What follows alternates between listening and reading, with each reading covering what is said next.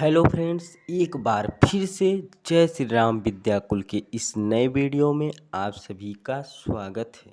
दोस्तों, इस वीडियो में हम स्थिर वैद्युतिकी नाम के चैप्टर को आगे बढ़ाते हुए आज एक नया टॉपिक डिस्कस करने वाले हैं, जिसका नाम है कूलाम बल का सदिश निरूपण, यानी कूलाम के नियम का सदिश स्वरूप। तो दोस्तों, इसे समझने के लिए हम यहाँ पर एक्स एक्सिस ले लेते हैं, यहाँ पर वाई एक्सिस, और मान लेते हैं यहाँ Q1 आवेश है और यहाँ पर Q2 आवेश रखा गया है। और दोस्तों, हम पहले से मान के चलते हैं, माना Q1 व Q2 सजातीय आवेश हैं, सजातीय आवेश हैं। मतलब या तो दोनों प्लस होंगे या तो दोनों माइनस होंगे। तो दोस्तों, Q1 और Q2 अब जानते हैं दोस्तों, हम कूलाम का नियम अगले वीडियो में डिस्कस कर चुके हैं। कूलाम बल क्या होता है? 1/4 पाई एप्सिलॉन Q1 Q2/r²। इसी बल का हमें सदिश निरूपण करना है। तो दोस्तों, Q1 और Q2 दो आवेश हैं और यहाँ पर ये है मूल बिंदु। अब दोस्तों, अगर हमें Q1 की स्थिति पता करनी है तो हम एक सदिश की सहायता लेंगे, जिसे हम क्या कहते हैं? स्थिति सदिश। और जिसकी भी स्थिति सदिश लेना हो, मूल बिंदु से एरो उसकी तरफ छोड़ दो। तो ये क्या हो जाएगा? Q1 की स्थिति सदिश मूल बिंदु यानी योग O के सापेक्ष। तो ये क्या हो जाएगा? R1 vector. तो दोस्तों, यहाँ पर R1 वेक्टर क्या है? Q1 की स्थिति सदिश मूल बिंदु के सापेक्ष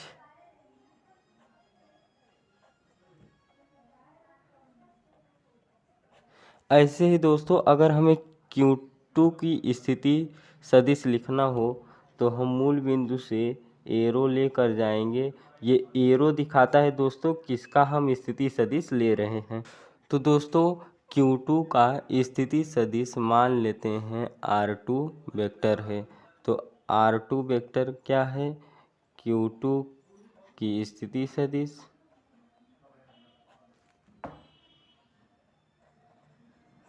मूल बिंदु के सापेक्ष।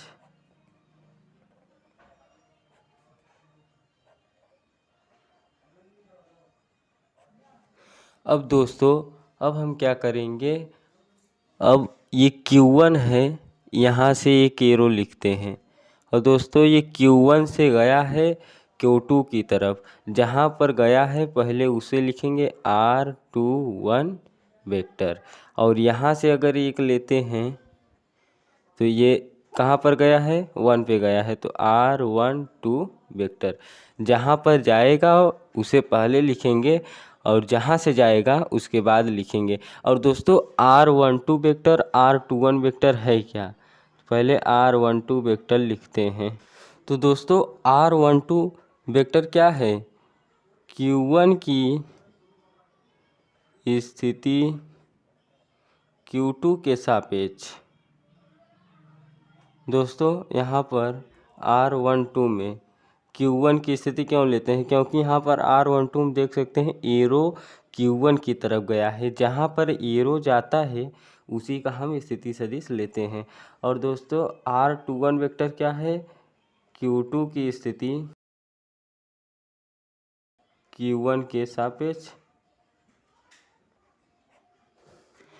अब दोस्तों, अब यहाँ पर हम Q1 की स्थिति Q2 के सापेक्ष और Q2 की स्थिति Q1 के सापेक्ष लिख चुके हैं। अब दोस्तों, अब हम क्या करेंगे? अब हम बल को लिखेंगे। और दोस्तों, हम पहले से मान के चले हैं कि Q1 और Q2 सजातीय आवेश है, या तो दोनों प्लस प्लस होंगे या तो दोनों माइनस माइनस होंगे। और हम पिछले वीडियो में डिस्कस कर चुके हैं कि सजातीय आवेश एक दूसरे को प्रतिकर्षित करते हैं, यानी ढकेलते हैं एक दूसरे को। तो अगर Q2 Q1 पे बल लगाएगा तो बल इस तरफ लगाएगा। ये है दोस्तों बल। अब बल को कैसे लिखेंगे, किस पर लगा है बल, 1 पे, तो 1 को आगे लिखेंगे, 2 के कारण लगा है तो 2 को पीछे लिखेंगे, और बल सदिश राशि है तो वेक्टर लगा देंगे। अब दोस्तों Q1 अगर Q2 पे बल लगाएगा तो ये भी सजातीय आवेश है तो बल इधर को लगेगा ऐसे। अब दोस्तों अगर इस बल को लिखना हो तो 2 पर बल लगा है तो 2 को आगे लिखेंगे, 1 के कारण लगा है तो 1 को पीछे लिखेंगे, और बल सदिश राशि है तो इस पर वेक्टर लगा देंगे। तो दोस्तों F12 क्या है, F12 है आवेश Q1 पर Q2 के कारण बल। और दोस्तों F21 क्या है, आवेश Q2 पर Q1 के कारण बल। दोस्तों अब यहाँ पर हम बल लिख चुके हैं। अब दोस्तों बल का परिमाण तो लिख लेंगे और बल की दिशा अब लिखना है। तो दोस्तों बल की दिशा या किसी भी की दिशा अगर लिखनी हो तो हमें एकांक सदिश लेना पड़ता है, क्योंकि एकांक सदिश जो होता है वो केवल दिशा बताने का कार्य करता है। तो एकांक सदिश क्या होता है, जैसे दोस्तों अगर हमें R12 वेक्टर का एकांक सदिश लेना है तो वो R12 कैप हो जाएगा। R21 वेक्टर का एकांक सदिश लेना है तो R21 कैप हो जाएगा। यहाँ पे देख सकते हैं कैप का मतलब दिशा होता है और इसे कहते हैं एकांक सदिश। तो दोस्तों R12 कैप क्या है, R12 वेक्टर का एकांक सदिश। और दोस्तों R21 क्या है, R21 वेक्टर का एकांक सदिश।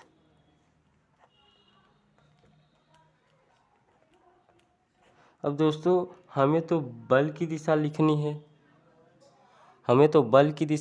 है, लेकिन ये तो R12 वेक्टर और R21 वेक्टर की दिशा, ये जो R21 कैफ है वो R21 वेक्टर की दिशा बता रही है और R12 कैफ R12 वेक्टर की दिशा बता रही है। और दोस्तों देख सकते हैं जो R12 वेक्टर है वो किसकी दिशा में है, बल की दिशा में, F12 की दिशा में है।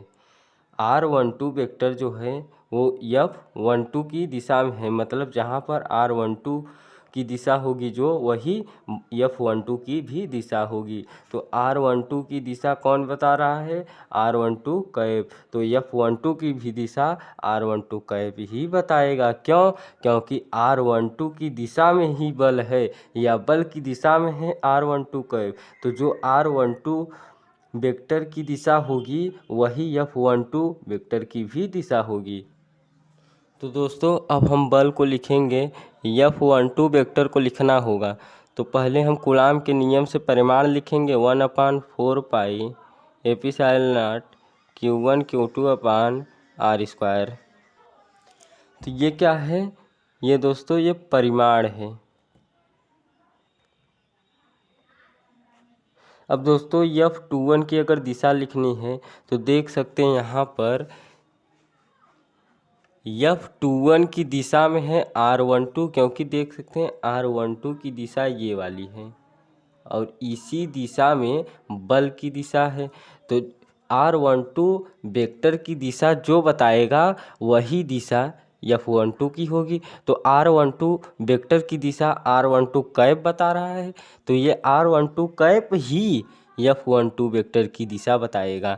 तो यहाँ पर दोस्तों दिशा के रूप में हम क्या लिखेंगे, R12 कैप। ये क्या है, ये दिशा है। अब दोस्तों अब हम इस बल का लिख चुके हैं, इस बल का तो लिख चुके हैं, अब हम इस बल को लिखेंगे F21 वेक्टर को। तो दोस्तों F21 वेक्टर, इसका पहले परिमाण लिख लेते हैं 1/4 पाई एप्सिलॉन Q1 Q2 अपान R²। ये क्या है, ये इसका परिमाण है, ये इसका परिमाण है। अब दोस्तों इसका दिशा कैसे लिखेंगे, जैसे F12 वेक्टर की दिशा लिखे थे वैसे ही इसकी भी दिशा लिखेंगे। तो दोस्तों अब यहाँ पर F12 वेक्टर की दिशा में R12 वेक्टर था और F21 वेक्टर की दिशा में R21 वेक्टर है। मतलब R21 वेक्टर की दिशा जो होगी वही F21 वेक्टर की दिशा होगी। तो R21 वेक्टर की दिशा कौन बता रहा है? R21 cap. तो R21 कैप ही F21 वेक्टर की भी दिशा बताएगा। तो यहाँ पर दोस्तों हम दिशा के रूप में R21 कैप को लिखेंगे जो F21 वेक्टर की दिशा को बताएगा। अब दोस्तों यही क्या है? यही कूलाम बल का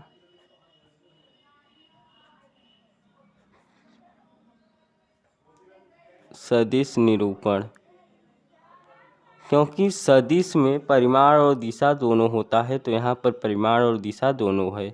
तो यहाँ पर हो गया कूलाम बल का सदिश निरूपण। अब दोस्तों एक बार हम फिगर को देखेंगे। यहाँ पर दोस्तों देख सकते हैं जो R12 वेक्टर है, R12 वेक्टर है वो R21 वेक्टर के विपरीत है और दोनों बराबर हैं लेकिन दिशा में विपरीत हैं, क्योंकि R12 वेक्टर की दिशा ये है और R21 वेक्टर की दिशा ये है। दिशा में दोनों विपरीत हैं और परिमाण दोनों का बराबर है। तो हम कह सकते हैं R12 वेक्टर की दिशा R12 कैप बताता है और R21 वेक्टर की दिशा R21 कैप बताता है।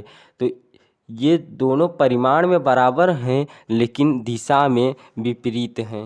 तो दोस्तों हम कह सकते हैं R12 कैप बराबर R21 कैप, दोनों परिमाण में बराबर हैं लेकिन चिन्ह में विपरीत होने के कारण यहाँ पे माइनस चार्ज आ जाता है। अब दोस्तों यहाँ पर R12 कैप की जगह माइनस में R21 कैप आ गया। तो अब यही मान समीकरण 1 में रखने पर इसे हम समीकरण 1 मान लेते हैं, इसे समीकरण 2 मान लेते हैं। यही मान समीकरण 1 में रखने पर तो समीकरण 1 क्या है? F12 वेक्टर बराबर 1/4 पाई एप्सिलॉन Q1 Q2 अपान R स्क्वायर। और दोस्तों R12 की जगह हम माइनस में R21 कैप को लिखेंगे। अब दोस्तों माइनस को आगे लिया है और 1/4 पाई एप्सिलॉन Q1 Q2 अपान R square into R21 cap. अब दोस्तों यहाँ पर एक चीज़ गौर से देखते हैं, जो ये पूरी चीज़ें है वही चीज़ यहाँ पर है पूरा।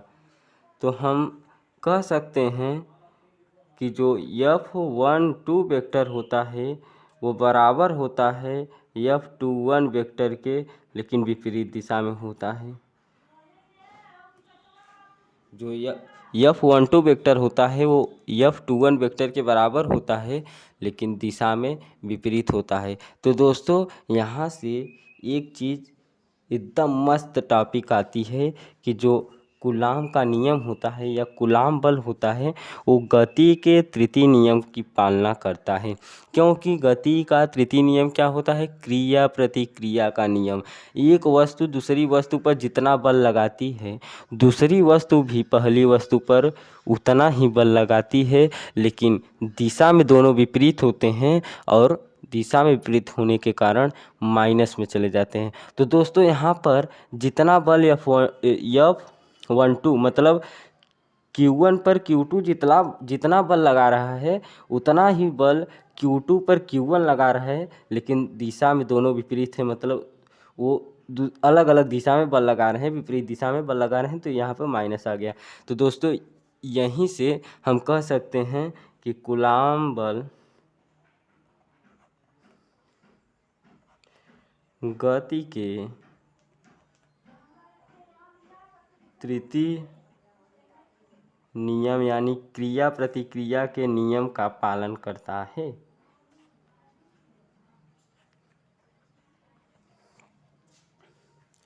तो दोस्तों आज का लेक्चर कैसा लगा कमेंट सेक्शन में बताना मत भूलिएगा। तो आज का लेक्चर यहीं पर समाप्त करते हैं। तो अगर आपको स्क्रीनशॉट लेना हो तो लिख सकते हैं। इससे आप नोट्स बनाकर पूरा का पूरा नंबर प्राप्त कर सकते हैं, क्योंकि दोस्तों हम जो भी बताते हैं उसका लैंग्वेज लिख देते हैं ताकि आपको नोट्स बनाने में कोई तकलीफ़ न हो और आप एग्ज़ाम में लिखकर पूरा का पूरा नंबर प्राप्त कर सकें। तो दोस्तों आज का लेक्चर यहीं पर समाप्त करते हैं। Thanks for watching. Please subscribe the channel and press the bell icon for the notification. Thank you.